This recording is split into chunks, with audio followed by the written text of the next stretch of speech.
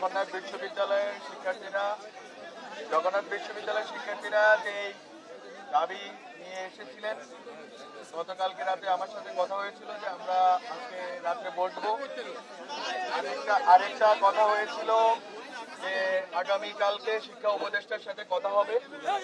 তো এই দুটি কথা আমাদের ছিল যে আমরা বসে ডায়ালগ করে আমরা কথা বলে এটা সমাধান করব। কিন্তু যেহেতু আপনারা মনে করেছেন, আপনারা ন্যায্য মনে করেছেন, আপনারা রাস্তায় নেমে এই দাবি আদায় আপনাদের কাছে ন্যায্য মনে হয়েছে, সেটা আপনাদের অধিকার বটে।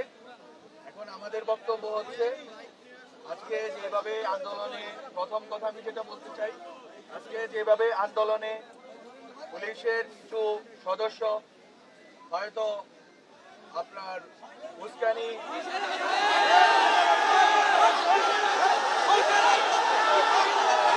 করতে দেন, কথা শেষ করতে দিতে হবে।